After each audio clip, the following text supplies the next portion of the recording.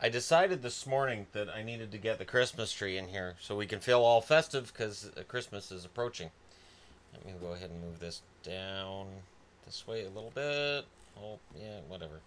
Okay, first off, yes, I missed getting up and getting this all set up and getting this started in time for this game, which I've already put in the books because St. Louis is up 5-1. The shocking thing with this is that they had 4 goals on 8 shots. Out of their first 8 shots, 4 went in. St. Louis now goes to 10-3-2 on the road. Detroit is 5-6-4. The blue dots mean the team is better on the road than they are at home, according to their record. The red dot means they've scored in excess of 15 goals more than they've allowed. Goal differential can really tell you the strength of a team.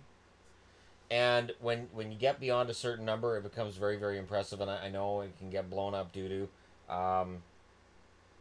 your big blowout games and whatnot. But in general, it's usually a good indication of which teams are playing the best hockey. So we'll see what happens tonight. In other games, we've got the Arizona Coyotes in Columbus. Columbus is 10-5-0 at home. Arizona's 4-11-4 on the road. In terms of looking for upsets, I don't see it here. I'm always on the lookout for upsets. I don't really see it here. Arizona's appearance in Boston was bad. And tonight, apparently Ronta's playing. Ronta being back would help if it was Wedgwood's fault that they allowed 6 against Boston, and it wasn't. Having him back, who knows? Maybe the Coyotes will play better in front of him, but they're 4-11-4 on the road. Bobrovsky is the likely starter at the time that I'm recording this for Columbus. That's a mismatch. As well as I want Ronta to play, it's a mismatch in almost every shape and form. Columbus likely wins that one tonight. It is a dark time to be an Arizona fan. I get that. All right, though. Colorado is in Florida. In a battle between two teams that aren't drawing very well at home,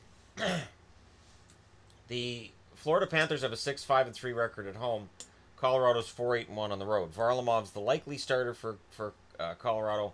Reimer at 6-5-3 is likely for Florida. I wouldn't be surprised if Bernier plays for Colorado. That's just my feeling on it, anyways. Just because it is Florida, it's a back-to-back, and Colorado's got to do something. Their road record is poor. They're better at home. For Florida, they're better at home than on the road, but their road record and home record are both kind of, well, mediocre is a nice way of putting it. Florida's in an unenviable position in that with Reimer as the starter and likely having to do the lion's share of work, I don't know how much faith I'd have in Reimer as the long-term solution for Florida if Luongo's out for a while, and he definitely could be. As innocuous as that play might look, Luongo could be out for a while. So this is a battle where Colorado needs to win this to stay relevant in the Central. Look, you just had St. Louis win already. So St. Louis has already put up more points. St. Louis is already at, I believe they're at 42 points now. For Colorado, they can't afford to lose this game. They just can't. For Florida, they're out of the playoff race right now. I know I think they're within 4 points of it, but that's more of a reflection on the division they play in than anything else. Somebody in that division has to get hot. I would be stunned if it was Florida. Maybe they prove me wrong, and maybe it starts tonight. New Jersey and the Rangers. Well, Kincaid's starting. Lundqvist is likely the starter for the Rangers. The interesting thing to me is that New Jersey's record on the road is 10-3-2. It is much better than their home record. For the Rangers at home, they're 11-5-2. This is a game that Jersey's in first right now, and they need to show, yes, we belong here. This is a good way to do it, especially coming off of a win. No, they had a loss against Columbus last night. So Columbus is ahead by a point, I believe. I gotta check this because people will check me on that. I was thinking after last night, Columbus is ahead of New Jersey by a point. Let's load up the standings and find out. So, how are you doing? Yeah, you're doing good. Everything's fine. That test didn't bother you. It's all fine. TSN's just taking a while to load up because my internet sucks. All right, so when you look at, yeah, Columbus is ahead with 37 points. Washington is also tied with 37 points. Jersey is behind them at 36, but Jersey has a game in hand on Columbus, 2 games in hand on Washington. And if the Rangers win this game, they move into a tie as well. So this is a key game for a fight. What would be interesting would be if this was a game that went into overtime and the Rangers won it in overtime.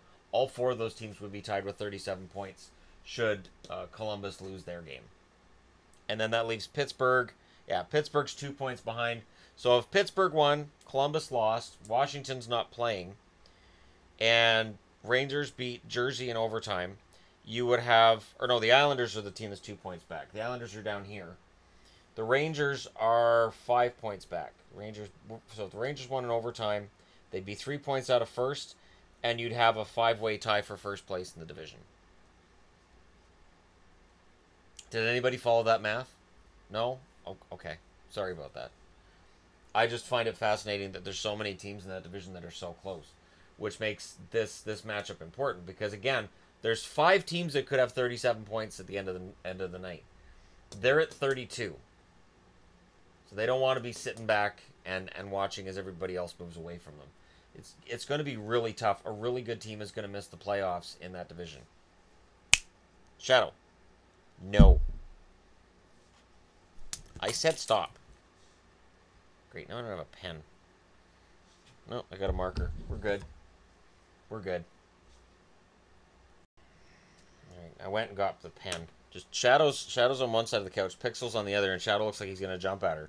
And then Shadow comes and complains to me that he's getting picked on by the other cats. Like, he gets this really sad cry, and he looks like, oh, they chased me up here. Yeah, there's a reason, little prick. Okay, I can say that because he's my cat. So, this is going to be a key matchup. I will try to keep my eyes on this one as much as possible. Of course, once the games start, very often I end up watching a game I hadn't intended I would. This could be that game.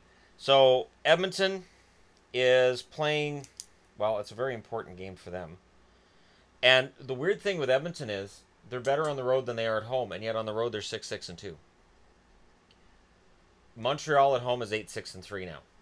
They've won the games they had to. And this is a team coming in that's got very low confidence. Montreal's got a high confidence level. Brossois starting for Edmonton, and all the press has been all over Brossois. He's not good enough. He's not good enough. He's not good enough. Now, maybe he is. Maybe he isn't. I don't know. I wouldn't be comfortable with him as a starter, but he's been forced into that situation. It's not his fault. If the kid's paying attention to the media, it's going to bother him. A lot of players don't, but there are some that do, and they may even deny it, but they do. Carey Price, on the other hand, a guy who's very adept at tuning the media out, is playing some of the best hockey he's played in probably 2 years. And if he keeps that up tonight, Edmonton doesn't have a chance. Edmonton doesn't have a chance if Carey Price is on, and if Brossois' confidence is shaken due to media reports. And just the rumblings in general. I can't imagine being a player in the NHL and having a microphone thrown in my face and somebody saying, what do you think of reports that you may not be good enough? What do you say to those critics? And you can't give them the 2 words that you want to give them. You can't. I'm sure there's 2 small words that Brossois wants to throw at the media right now, but he can't. So I do hope that Edmonton comes out and wins that game only because of another team's interest that I have in mind. But let's move on. So the Toronto Maple Leafs are in Pittsburgh. Now, Toronto's 9-5-1 on the road. And they have a goals for that's more than 15 above their goals against. So does Pittsburgh. I mean, I even have to look at that now and say, seriously? No, Pittsburgh doesn't. That was Toronto. That was meant for Toronto. And that was meant for Tampa. That's where that's meant to go. Good thing that I checked that, isn't it? Yeah, Toronto has that and Tampa has it. So I don't have... Where's the red marker? Well, I got to fix it, because if I don't fix it, somebody's going to say something. Yeah, although they will already.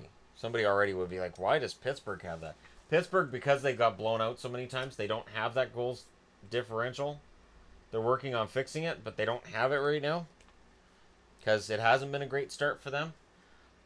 Toronto does, though, and Toronto's 9-5-1 on the road, which is not as good as their home record, which is insane. Toronto's good on the road and at home. Pittsburgh is very good at home, 10-3-1. I would look for Toronto to win this game. Jari against Anderson, I would look for a win from Toronto. Some just tells me Toronto's going to win this game tonight. It's on Hockey Night in Canada. Connor Matthews.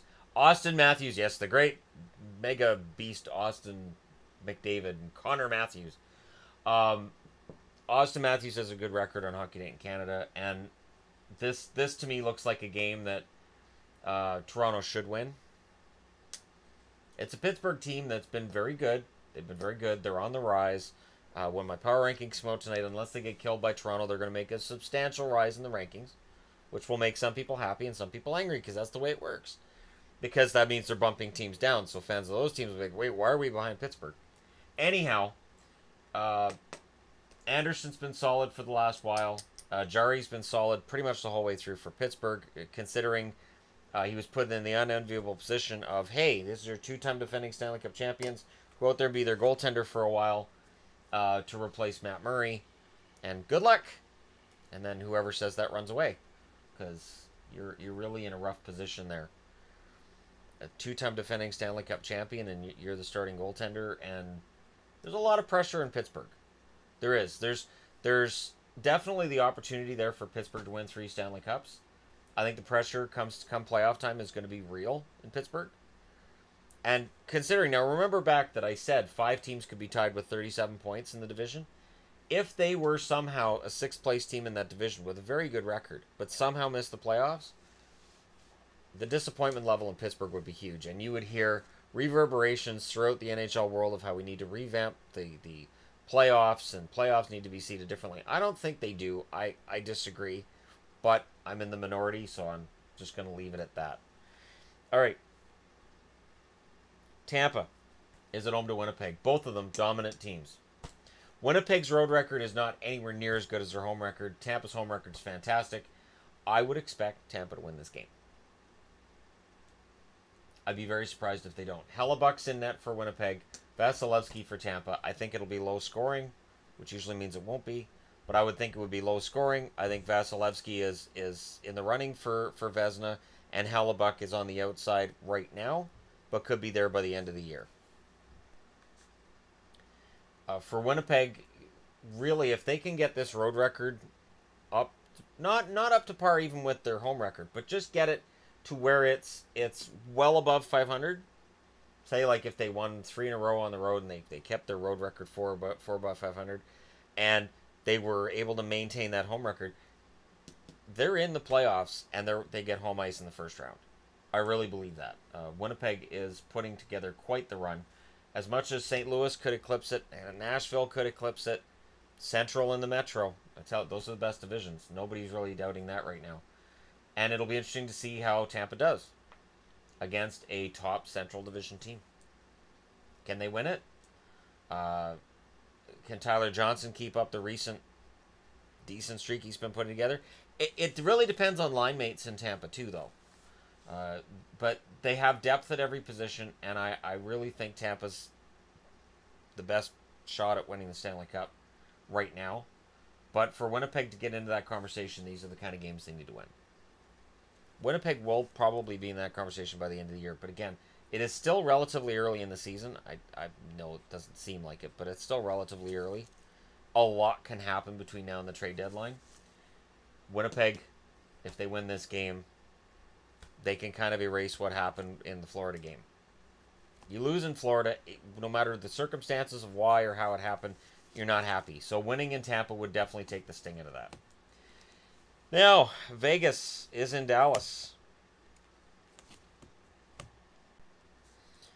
The Las Vegas Golden Knights, who recently got the shootout win over Nashville, they've now squared their road record at 7-7-1.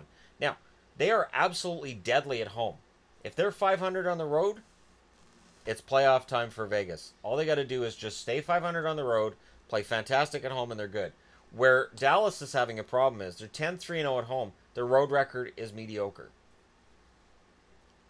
This is a game Dallas should win, right? Because you look at the road record, the home record, you look at the overall rosters. This should be a game that's won by the Dallas Stars. Subban's penciled in as the probable starter. I honestly wouldn't be surprised if Legace got in there, because Legace didn't really cost them games when he was in there. His stats aren't great. I'm not going to lie. They're not great. But I wouldn't be surprised if they play him in Dallas. Dallas, of course, is playing Bishop. Let's hope Bishop is back to being Bishop. Again, as a fan of the team, I love Dallas and all, but I get nervous about them. But there's a whole video on that. I've discussed that at length. So I'm not going to get into that now. Vegas has beat Dallas already this season. I'm pretty sure that was their only matchup so far. Vegas beat Dallas. No, Dallas beat Vegas in Vegas. That's right, 3-0. I think, yeah, Vegas beat Dallas before that towards the start of the year. So they're 1-1 coming into tonight. And since they're not in the same division, this should be the rubber match. They'd only play each other 3 times. Let's see who wins the series. I wouldn't bet against Vegas personally. There's just something with the Vegas Golden Knights right now that I thought would be gone by now. I had figured by December we'd be talking about, well, they had a good run in October. They're a good team. They're not going to make the playoffs, but hey, they've had a good run. No, they're actually playing very, very well. And they're still up there.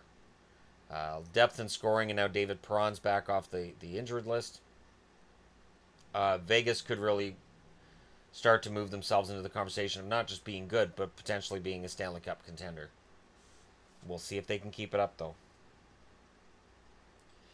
Vancouver, Calgary. Both teams are better on the road than at home. Vancouver's 9-5-1. Calgary's 7-8-0. Vancouver's defense and their goaltending are better on the road than at home. I don't need to look at stats to know that. They play very smart on the road, and I think as long as Vancouver gets that lead, if Vancouver can get that lead, whether it's 1-0 or 2-0 at the end of the first, 2-1, if they can start frustrating Calgary and start making the Flames think like, oh, here we go again. The Flames are 7-8-0 at home. Canucks can absolutely win this game. And then we can start talking about the Canucks as maybe legitimately being the number 3 team in that division and a likely playoff team. But if Calgary comes back, evens their home record at 500, and if the Canucks lose this game after losing that one against Philadelphia, there's that gradual slip that's been going on with Vancouver over the last month. It's just they've gradually slid a little further, out of contention. Now they're slipping further in that if they were in any other division, they wouldn't be mentioned as a playoff team. Well, maybe the Atlantic. Either ocean. The oceans just suck, Pacific or Atlantic. They don't suck, but that's what people say. Vancouver is on the precipice, and in order to avoid going over, they got to win this. I know, they got wins over Nashville and Toronto. They needed those. They need to keep doing it. As long as Vegas and LA keep winning, and as long as the Central looks like this juggernaut, their only hope is to be 3rd place in the division. They can't afford to lose a divisional game against a team that's very close to them in the standings. They win this game tonight. The Flames won't panic, obviously, but a 7-9 record at home wouldn't look good. 7-8-1 wouldn't look good either, considering the Canucks were supposed to be a bottom feeder, the Flames supposed to be a contender, and they're kind of even right now. And I don't know if there's going to be any separation between them between now and the end of the year either, because to me they look very similar in that there's weaknesses, there's strengths, and I really think they're on the same level. We'll see, though, when I do my power rankings. I know people are going to be upset with those, so I'm really looking forward to that tonight. I do power rankings after my review video for all these games at the end of the night. Okay, let's get into it. The Ottawa Senators. Come on, guys. And this is 5-6-2 on the road. Is better than their home record. San Jose as well is better on the road than at home. They're 8-6-1 at home. And again, this is records, not necessarily just how they play on the road versus at home. The fact that Ottawa's record is better on the road than at home. They've won 5 out of 13 on the road, and they've won 4 out of 13 at home. That's the distinguisher I went with. I know they've got, well, no, the points are the same too. Anyhow, this is kind of embarrassing, just a little bit. For San Jose, they have to take advantage of a tired Ottawa Senators team, and a team that's going to be rattled in terms of its confidence. The Sharks are looking at this game tonight with great interest because they want to get themselves up into this spot and knock the Canucks down. Flames win in regulation. San Jose wins in regulation. The Canucks are very quickly looking at potentially being 5th in that division. And I don't like their odds from there. But San Jose is a good team. They're better than the way than their record would state, anyways. And Ottawa, I just see a free fall there. I really do. I just see a free fall there, and I don't know what you do to fix it. But people asking me, what do you do to fix Ottawa? Yeah, I don't know. I mean, if you look at the Erik Karlsson video as an example, I go into detail about how Ottawa, to my mind, and looking at it, they kind of look like they're hosed, and they got to kind of leave it as it is, and just hold their breath and hope that guys sign for less money, or if they have poor seasons, maybe their asking price drops, sort of like Toronto with Nylander and Marner. The whole idea of you have to trade JVR or else you can't afford to keep Marner and Nylander. Maybe you can. But that'll be a fun game to watch as one of the later games. I'll probably keep my eye on that one as a late game. We'll see. Okay. Boston and the Islanders. I don't know why Boston's this far down the board. I guess I just put them on in a random order. And the early game ended up down here. Boston's 8-4-2 at home. The Islanders are 8-1 on the road. The Islanders are not as good on the road as at home. But again, if you're really good on the road, if you're really good at home, you don't have to be great on the road. You can play 500 hockey and still be in a playoff spot and look at potentially having home ice. As I stated up here, if the Islanders win and the right amount of wins and losses go their way, they could find themselves in a tie for first place. Boston, if they could win this game, and if Montreal loses, they can start putting distance between themselves and other teams in the Atlantic and start really making that claim that they're third place. Detroit had an opportunity to at least get into the conversation, and they blew it at home against St. Louis. Well, Jimmy Howard was brutal on a couple of those goals. He was hung out to dry on the others, but brutal on a couple of those goals. For Boston, they're mostly healthy now. So, really, they should be favored at home. That's a good home record. Tuukka Rask is getting better. He's getting his confidence back. They should beat the Islanders. I don't see any reason why they couldn't. Coming off of that win over Arizona 6-1, their confidence should be better. I know it's only Arizona. I've said before, wins against Arizona and Buffalo, I take with a grain of salt, and I do. But at the same time, the confidence that can give a team to come off of a game like that can be important. We'll see if that carries over into tonight at all, or if it's a smokescreen and it just blows away as soon as the game starts. Okay. Finally, in terms of games that haven't been played, the Los Angeles Kings, 9-5-2, at home against the Carolina Hurricanes, who are 5-6-3 on the road. LA has a better road record than home, and they've scored more than 15 goals for than they have 15 goals against. LA is playing some of the best hockey in the league right now.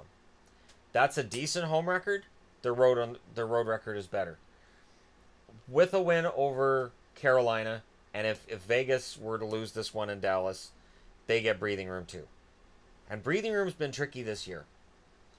Very often when you'll say, well, if this happens and this happens, then there'll be breathing room. Usually happens the other way around. All these teams are so tightly bunched together, like the Metro. And it's really hard to make a choice. That's why when people say, who do you think is going to miss the playoffs out of the 6 teams in the Metro? I basically try to distract and walk away from the question because I don't have a clue. They all look really good. And that's not the case in the Pacific. Pacific is LA and Vegas. Quick is better than if Darling starts. He's better than Darling. If Ward starts, he's better than Ward. That's just reality. And LA has been very, very good. Coming off of the overtime win against Ottawa,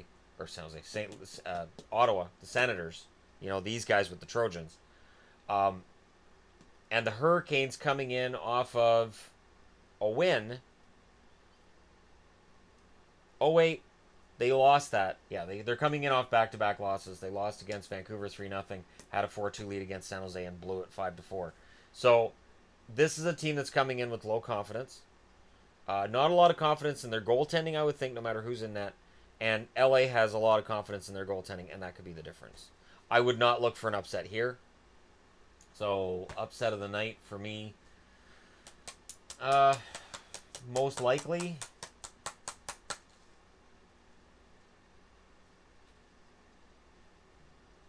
Most likely, I would think, would be Edmonton over Montreal. Just because Edmonton's overdue for a really, really good game. And Brossois is overdue for a good game. And Montreal, even though they've had a lot of scoring through their winning streak, and over their last 7 games in general, they were a very offense-starved team at the start of the year, and I could see that happening to them again. Just my opinion. Let me know what you guys think in the comment section below. And if you're a St. Louis fan, how much does the loss of Jaden Schwartz hurt your team going forward? How scared are you if Jaden Schwartz is out for an extended period? I haven't heard anything about how long he's going to be out, anything about the injury. I just know he got hurt, and I know that St. Louis won the game, and that they won it handily. That's the kind of win that you want to see on the road, and that's the kind of win you want to see overall. And if you're Detroit, I don't know what you do from here. But while Buffalo is being rumored to be selling guys, I think Detroit at least needs to be in conversation about who they want to keep and who they want to get rid of, especially in net. Because Howard and Mrazek they both fall into earth now. So figure out what you want to do, because it's just not working in Detroit right now. And I would definitely put that loss on a combination of Detroit's defense and their goaltending. Their defense allowed St. Louis to tee off in very advantageous spots on the ice, and at the same time, Howard needed to come up with a big save, and he didn't. Then, again, let me know what you guys think in the comment section below. Hit like and subscribe if you're browsing your way through and you just happened upon this video of the very exhausting 12-game schedule tonight and one game that already took place out of those 12. And thanks for watching. I'll talk to you again soon.